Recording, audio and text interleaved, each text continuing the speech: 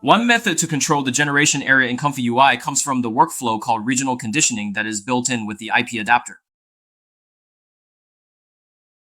Of course, for some more complex scenes, it may still be necessary to use rough sketches as a guide in order to achieve the desired effect. For situations like the top left corner with lots of details, I did some image generation and enlargement separately.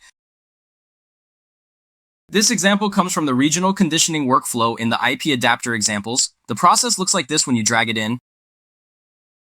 Let me go through this with you all. This part is quite worth learning.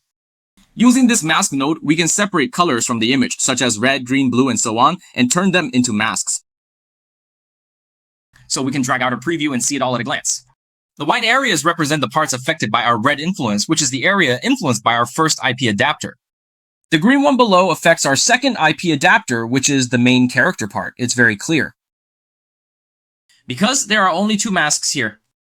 So besides using this method to load masks, we can also create our own masks. Then it's a normal application of an IP adapter, loading images, configuring the model for the IP adapter, entering the K-sampler, and generating the result. The details in the IP adapter have already been well covered by many creators with excellent tutorial videos. I won't go into it anymore. Look to the right and you'll see where multiple conditions are combined. This is the positive direction and this is the negative direction. Connect the positive parts of the first and second regions separately, labeled as 1 and 2. Then what is the third one? The third one is overarching. It affects our entire scene. If we don't fill it, what would happen? At the seams, where red and green meet, if we don't use global prompt words and our IP adapter is very strong, it will appear as gray blur or black. So, global prompt is necessary. It's directly pasted and doesn't require an IP adapter. But people might wonder, how does the third area get activated? First, let's add another color here. For example, blue.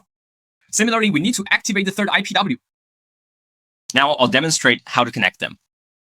The image is there, IPW is present, copy a positive and negative prompt, then connect it to clip.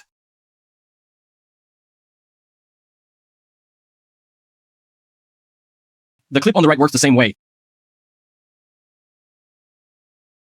Note that this wire also needs to be connected to the corresponding 3.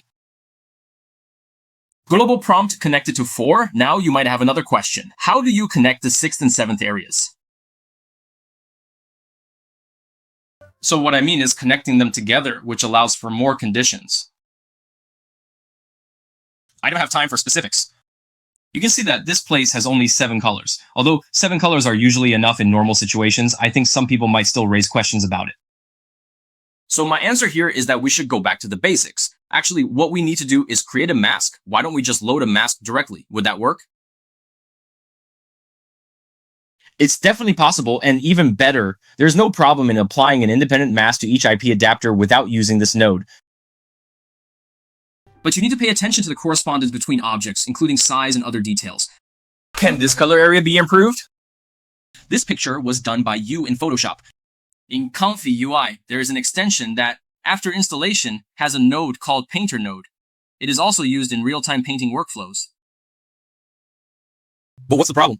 I can't install this extension anymore. If you can install it, you can connect this drawing board here to the image section.